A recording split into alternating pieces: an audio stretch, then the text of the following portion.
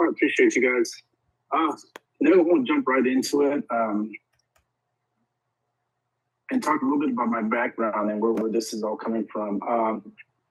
This is year 21 for me, and the majority of my time that I spent has been on the defense side of the ball, secondary, pretty much every position as an assistant and again as a coordinator. Over the years, you know how it is. You're a student of the game. You're always, and nowadays with the internet and YouTube and all the information that's out there, you steal ideas and that type of deal. But over the years, being on the defensive side of the ball, there's been offenses that I've faced personally over the years that have just given us fits, and there's been different schemes that have given us fits, and there's and each offense, of course, whether it's the 1-back, shotgun, 3-back, flex bone stuff, like it's all unique in its own way, and it's all about how you coach it and how hard you get your kids to play, and we know that. But over the years, I've kind of just been stealing ideas and trying to figure out a way to merge it all into one offense. To be multiple is the biggest thing. The majority of my experience has been with the slot T. It's an offense is very similar to the weak T stuff. You run your buck sweeps and then your quick traps and your tackle traps and play action stuff out of a tight end set or double tight end set with 3 backs in the backfield. And then I've had the privilege to play against some very good flex bone teams.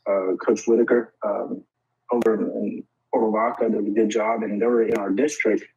And every year we went up against them. It was always that week was tough to prepare for them just because we're not used to it. Our kids, especially, we're not used to seeing that type of offense. So it always gave us fits. And then, of course, we went against teams that they run the shotgun tempo stuff, and that always gave us fits. So, as a defensive guy, you got to prepare for that. And when you're dealing with high school kids, you got 3 days to get them ready. It's tough. And so over the years, I've kind of been picking ideas, and that's how it came about the flex T offense. And I want to jump right into it because I think I rambled enough along. My vision as far as what I believe that would make us successful, and in the years that we have been successful, these are the things that kind of taken away from those years. I think you got to be different. I think you got to think outside the box, especially when you have kids that are not very big or may not match up to other teams, especially when you go 3-4 rounds into the playoffs. You got to be built different when you get to that point, because you know how it is. Everybody's good once you get deeper into the playoffs. I think you can't play to your opponent's strengths. You got to be able to be different in a certain way. I think the key is to be multiple. And by being multiple offensively, you make your opponent have to prepare for what you do week to week. And you can kind of force your opponent to play your game and make it hard for them to have to prepare for you. So I want to start off with a question. Let me move this. With the question, okay, what is the hardest offense to prepare for? So I want to start the talk with this question in mind. All right, thinking about your experience. Is it the shotgun 1-back? Is it the 2-back stuff? Is it your no-back offense? Is it the tempo offense? I know when you throw a tight end in there, that changes your alignment and the way you call your strength. Is it the slot T? If you guys are familiar with slot T, with T, very similar. And then, of course, you got your flex bone stuff. So looking and thinking about all that, as I was coming up and running this offense, I always, with the defensive side of my mindset, I always thought about what makes it hard for defense to prepare for. And this is how I came about this. And okay, so having the best strategy, and this is kind of, some of you guys have heard of the book, The Art of War. Okay, and of course, it's one of the most influential work of military strategy on battle that stands true to today. And a lot of experts use it just to help you and give you some ideas of how to prepare when you're going against competition. Some of the things that really stood out and really got me thinking about the offense, there's a couple of quotes in there, and one of them was, "Do not repeat the tactics that have gained you one victory, but let your methods be regulated by the infinite variety of circumstances." And I think exactly what he's talking about is being multiple in your attack. And there's a lot of value to that, to being multiple with your attack, because you can really zero in on your opponent's weakness and then find a way to attack that. A couple of other ones. One that reminded me of the flex bone. Supreme excellence consists of breaking the opponent's resistance without fighting. And we all been there. Up front, they got monsters. They got a 3 technique that you just can't block. So you got to have an answer for that. So the answer for that is in my opinion, is instead of trying to block them, you read them. And there's a lot of value to that. Another quote that stood out the most was, "The whole secret lies in confusion in the opponent so that he cannot fathom your real intent." And with the slot T, there's a lot of pride. And I learned this from Coach Sosa. I worked with him and I know him for over 18, 19 years. The misdirection, stuff that he brings in his playbook and stuff I learned from him, the carrying at your face, rocking the baby, the quick traps and book sweeps and play actions and the strains he does out of the slot T. And if you're familiar with the slot T, you know it's very, I guess, can be multiple, but at the same time it's physical, and then there's a lot of misdirection to it. So a lot of times teams cannot find the ball. And then the last one that I got was, so in war, the way to avoid what is strong is to strike what is weak. And again, we run some gun T stuff over the years, and that's kind of grown into some popularity this past few years. A lot of teams running the gun T, and I like the gun T. That's our kind of like our shotgun package when we want to go tempo and want to sling the ball and run all those fancy concepts that people do out of the spread, out of the gun. That allows us to kind of still keep the integrity of our offense, but still be able to swing the ball around and get it out in open space. That's our version of our Flex T playbook. All right, moving on. Best way I can explain the Flex T. What it is to me is a 3-headed beast. It's the flex bone option, the slot T, and the tempo shotgun offense all merged into one. It's taking the strengths of all 3 and making one. Again, it's not reinventing the wheel. It's simply just taking the best, most effective plays out of the flex bone, whether it's midline and inside veer, the shotgun, the slot T, and whether it's the quick traps and buck sweeps, play actions, the waggle, all that good stuff, and then the tempo shotgun stuff, and using it to attack your opponent. And the best part to me about this is that it gives us the ability to be multiple and adapt to personal strengths and give us an answer to any situation. It allows you to be multiple week to week, year to year, depending on your personnel. It's a playbook that you can use. If you got a quarterback that can really sling it, then maybe you're going to go and run a little bit more shotgun, gun T stuff. Or if you got a quarterback that's maybe short, more athletic, and more of a runner, maybe sticking more with the flex bone, slot T stuff.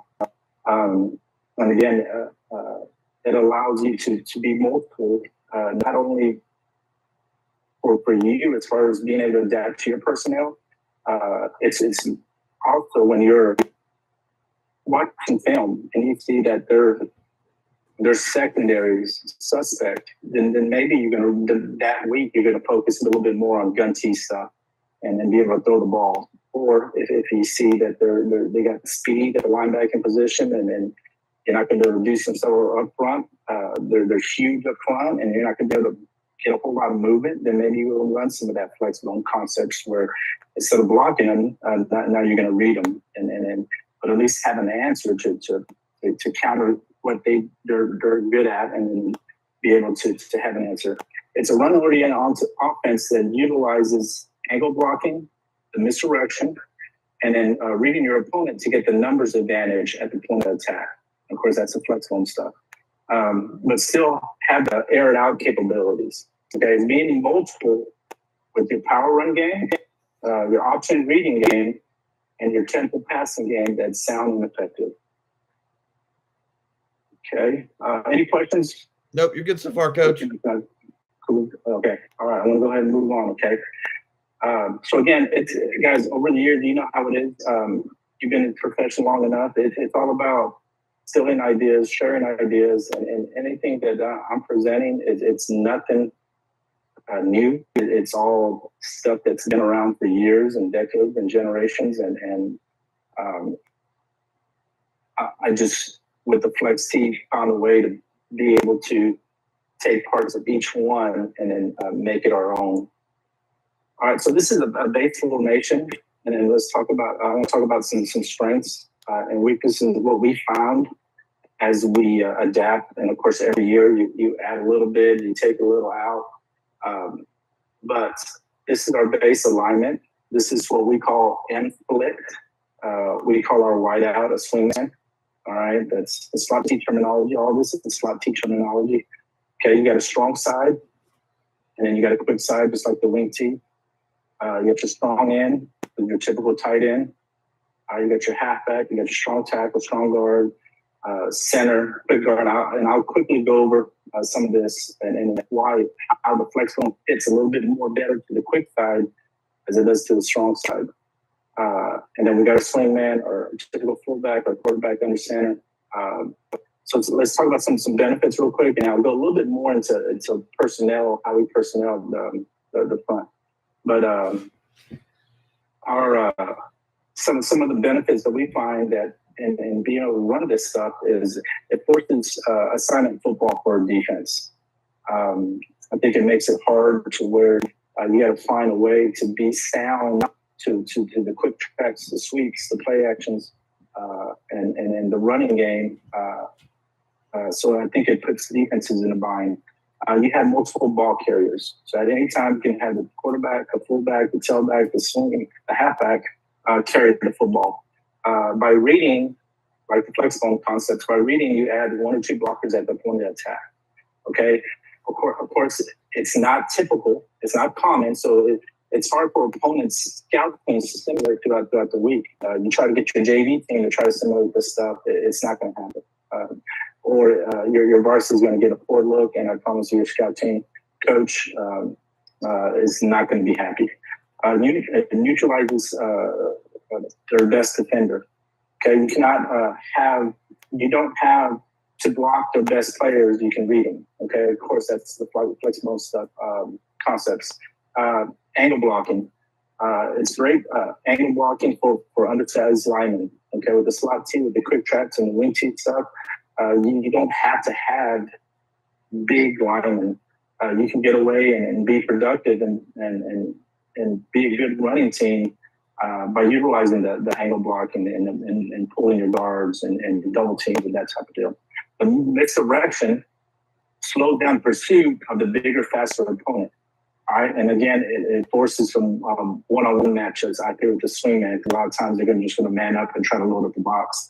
And if you got a mismatch here, that you can really use that and take advantage of that. Real quick about as far as personnel, our strong side typically are bigger, stronger linemen on our strong side, and that's where we're going to run a lot of our power, a lot of our zone, our ISOs, that type of deal.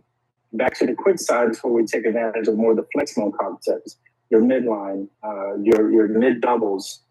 Even our jet package, or jet sweep package, going back to the quick side once they start overloading the strong side. So that's kind of the idea behind it, where we focus a little bit more flexible stuff on here, and then our slot T, wing T stuff back to the strong side. Okay, moving on. All right, so the only difference right here when we go to shotgun is we still stay in our gun T, and we still have intact the integrity of what we're doing under center. We still run our buck sweep series back to the strong side, and we can run some ISO game back to the strong side. We can run our jet sweep stuff back to the quick side, along with our midline and our mid double and our mid triple, or even speed option back to the quick side. And at any time we can motion, this is important. Teams understand how to adjust to the one back sets. Out of the doubles, they have an answer to doubles. They have an answer to tricks, and they motion from doubles to tricks. They see that all the time, every week. But when they start seeing 3-back sets and they start to motion, all of a sudden you end up in trips out of the backfield. That's a different beast, and that's something you got to rep, and that's something kids aren't used to seeing, especially with everybody that does the shotgun. So a lot of times teams don't adjust right. They just don't adjust correctly. Or if you motion a tailback across, all of a sudden you're in a tray look, all right, with 3 eligible receivers that side, and you have them outflanked. So a lot of times teams aren't used to that, coaches aren't used to that, and especially kids aren't used to that. But let's get back to the gun stuff.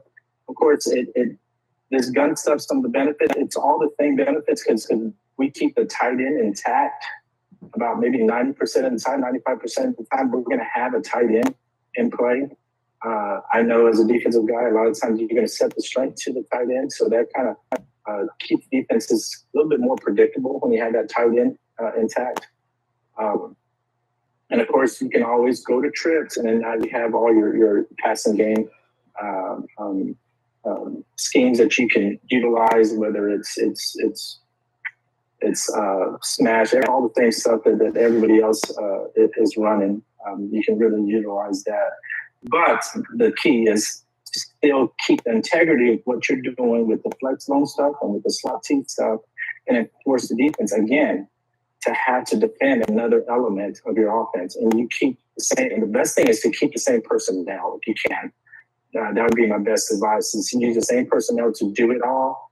And then it really, really puts the defense on their heels, and it forces the defense to play vanilla, really be vanilla.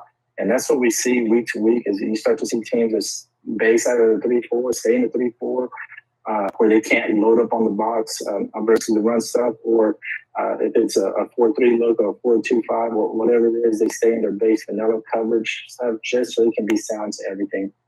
What makes it special, the Flexi special?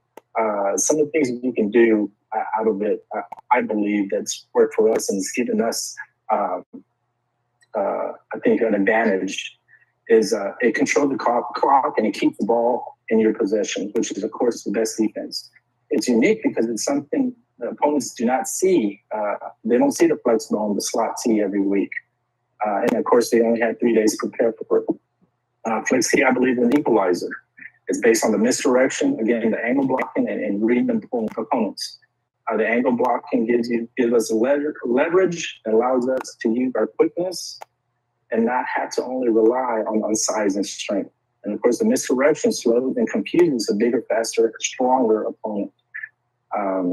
In the past, and being with Coach Sosa and the slot T for so long, in the past, we run a little bit of both, but we knew once we hit the playoffs that we're going to stay in our slot T stuff and use the misdirection stuff because it gave us the best chance to win. It allowed us to keep the ball away, and the further we went into the playoffs, I think the more productive offensively we were, and it gave us, like I said, the best chance to win.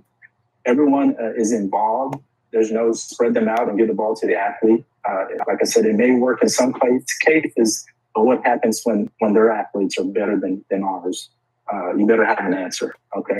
Since there's a strong side and a quick side, you get to cut and fit the personnel to maximize each position.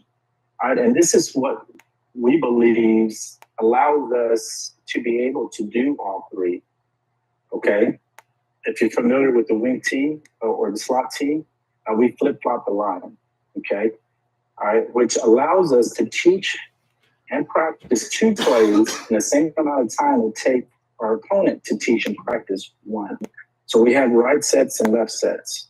So like I said before, this is our right set out of M split.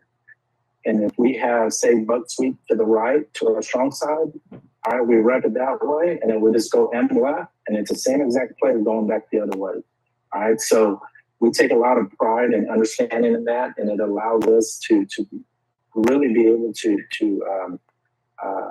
add plays and to have a longer menu to be able to use week to week. Some of the benefits I feel that are comparison, it makes us different, and that's the biggest thing is it makes us different from a lot of other people. I think it allows us, and it checks off a lot of things. It allows us to control the clock. Of course, it's hard to simulate a practice. Your JV is not going to do a good job of it, so your varsity is not going to have a good look at it. It allows us to run the power run game. You can still win with an average quarterback, and that's important, I think. You can still be productive and still be good year to year and still play in December, even with an average quarterback. And then you still have the ability out of the gun tee to have the quick strike capabilities. It has a physical style play. You can still be finessed with the gun tee and also with the flex bone stuff. And then by reading, you add blockers at the point of attack. And then, of course, it's not an offense that you see every week. So that's why we choose to go and why I choose to run the flex tee and what that is about.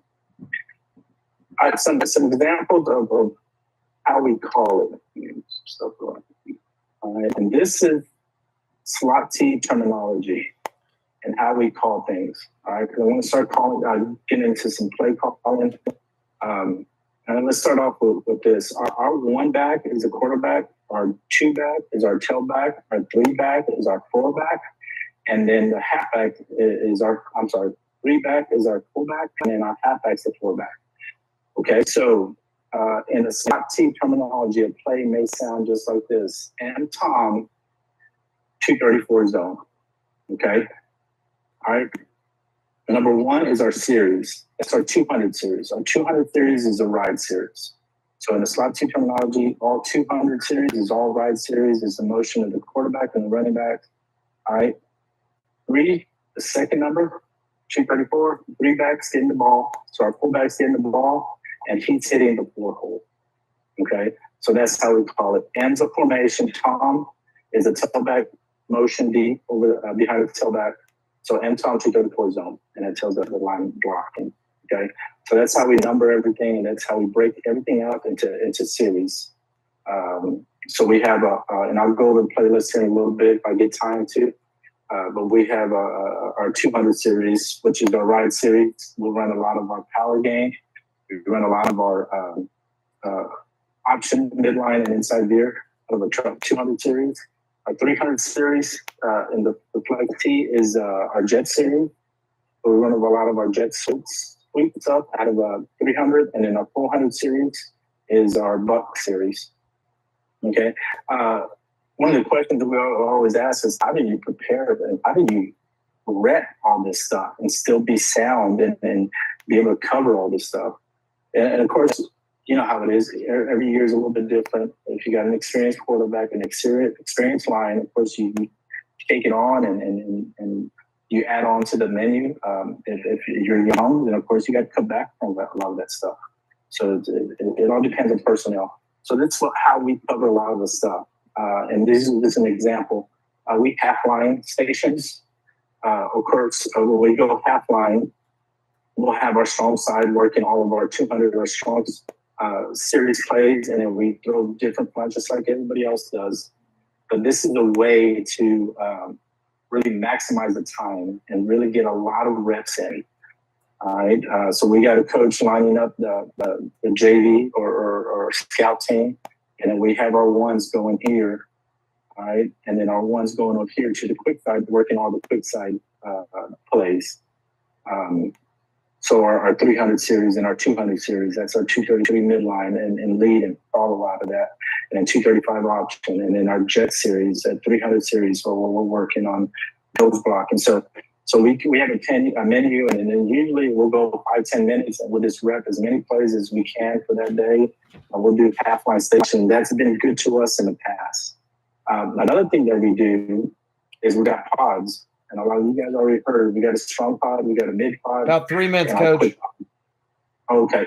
All right. So we work all of our quick tracks with the mid pod, and then our double teams, and then our attack out in the perimeter here, and the same thing on the strong side. And again, that's a way that we break it up to really maximize. And depending on what we need to work on, those are the things we kind of focus. Group sessions. Let me move on and show you the little playlist real quick. We already talked about spacing. So here's what kind of a playlist would look like, a varsity playlist. We got our gun series. These are the plays out of it, the 200 series, 300 series, and 400 series. With COVID, we kind of transitioned to a lot of Google stuff. So this has been really good to us in the past. So if you see here, we get a playlist, and our kids and our coaches will share this, and I share this with them. And if we want to know how to block midline, it links and it takes them straight to midline presentation, 233 midline. And it goes over all the blocking assignments, and then they can also see the front and the diagram of it, okay? And then it jumps to the different front, and then it jumps into, and some of these, let me go back to, and then let's see, I'll show you this. So on this one, it jumps into a presentation. So this is me teaching 349, all right, versus the 4.2.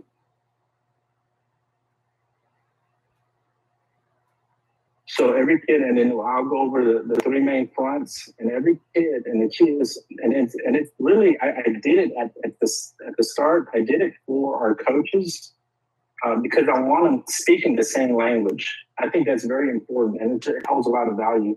If we're all talking about pulling and kicking out, and pulling and sealing, and G blocks and double teams, and what we call double teams, and the checks. If we're all talking the same language, and we get the kids, teach the kids to teach and talk the same language, it's so much more efficient, especially when they come to the sideline and they're able to communicate what's going on and what type of fun, or if they got a no shade or whatever deal may be. I think it's important that the kids, your coaches, we're all speaking the same language. I think that holds a lot of value to that. What are some other things I can share real quick? Coach, how much time do we have? About a minute and change, so I can ask about at least one question. So, okay. Some things going. I'm going to go back to this playlist, and I'll go ahead and just finish up with that. And of course, it's a system, and as you see, I have a playlist for 7th grade that they use, and it's all of our base stuff, and it's only the 200 series, 300 series, and a 400 series. 8th grade, they get a little bit more, and then so forth. Let me go back to.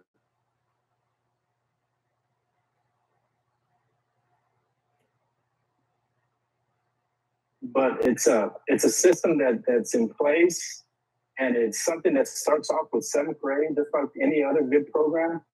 It starts off with 7th grade, and the playlist, the 7th grade coaches, I want them talking the same language when we're talking about double teams and what we call this type of double team, or what we call, for example, when we have a 7 technique, and the double team between the strong end and the halfback, it's a Batman call. I'm sorry, it's a Robin call. The double team between the strong tackle and the halfback is a Batman call. So they learned that in 7th grade. So by the time they get to high school, it's already engraved. So we take a lot of value and we take a lot of pride in getting it started early in 7th grade. So what's another thing that I think, some other things I think that's unique to what we do, again, the pods, that's been something that we added a few years back that's really has been a game changer for us, the way we maximize, get as many reps as possible, and reps are key. I remember one time I heard Coach Shanaher, who's a now retired coach from Cal Allen, who's a winningest coach in Texas history, and his whole lecture was just on rest. He said it's all about rest. He says it's nothing special we do. We just maximize the time we have, and we rep the heck out of it. And he invests a lot in the junior high program and then he said it right to our face. And we're in the same district. He says we're going to plan to beat you in 7th grade, 8th grade, 9th grade, and in JV. And by the time your kids step on the field on Friday night against us, you already got to beat. So he talks about the mental aspect of that too. And he's really big on rep, and that's one thing I learned from him was making sure that you rep enough, and then you also start them off early and in 7th grade, and finding a way to make sure that they're winning at the junior high level, and that's where it's all starts off at. But I'm not sure how much more time we got to cover some stuff. If y'all have any questions? I had 2 questions for you, Coach. So first one is, and I may have missed it as I was listening, because I'm tweeting and doing all that stuff as this goes on. What is your typical order of series install wise? I know you have the series is broken up. Right. And again, that kind of I get that may alter slightly year to year, but ideally, what order in your progression there? What series you start with first, then order from there? First series is a 200 series. The way we install it, so would install the 100 series, which is all the misdirection stuff. But we jump into our right series, and we rep that. We start to install that, the bread and butter of that, and then of course our 400 series, the quick traps and buck sweeps. That's our kind of like our wing tee stuff. Those are the 2 series that are week 1 must install. And then we generally, depending on what because the plays are the same once we go into gun. Yeah. That doesn't change. So it's just in gun, it's just a different formation. So our 200 series is still the same out of the gun. It's just out of the shotgun. So that's more of the back timing issue and mesh stuff. And then the third is our 300 series, our jet series, and the counters off of that. Of course, we got 2-minute drill stuff that we'll install later on special plays, special trick plays, and that type of deal. But it's 200 first, 200, 400 is our first install, bread and butter, week 1. And then after that, we start introducing the gun stuff and then the 300 stuff. And just like anything else, it all depends on the personnel. Okay, and then my last question for you, because again, time is of the essence here. So, kind of what is the best way for coaches who want to reach out to you that are either watching this now on the live stream, that jumped in and out, that watch this later? What is the best way to kind of reach out to you, Coach? Well, here you go. Here's my email, and here's my cell phone number. So I'm willing to share and talk, but if you want to later on get more to detail about practice plans or blocking assignments or how we call things or do things, or want to talk a little bit more about philosophy, we can do a Zoom meeting and set that up. But just reach out to me, either text me or email me is probably the best way. Do you have a personal preference out of the 2, email or text? Email probably better, because if I want to share stuff, it's a little bit easier to share. Okay. And share files that way through my computer. Okay, perfect, Coach. Well, thank you. I know 25 to 30 minutes is not a obscene amount of time, but again, I've found it makes coaches go and eliminates a lot of the 10 to 15 minutes of here's my background as a and 30-year coaching history. So it kind of, I like it because it gets to the point and makes coach goes personally. Right. And I think most of the speakers seem to like it, and people that have watched it. But I do truly appreciate it. It was a good time. Like I said, I've been able to talk to some slot T guys, and obviously this off season, and obviously I've had a bunch of flex bone and wing T guys, and obviously when you have a podcast named the Gap Down Backer Podcast, you kind of you know a little bit, but I do appreciate it. I thank you. And then again, coaches that are watching, go ahead and email or text or call Coach, preferably email, and he can kind of expand on that, and maybe either next year or later in the year we can have Coach back on. So thank you, Coach. All right, thank you. Thank you for everything that you do. Appreciate you. Thank you, Coach.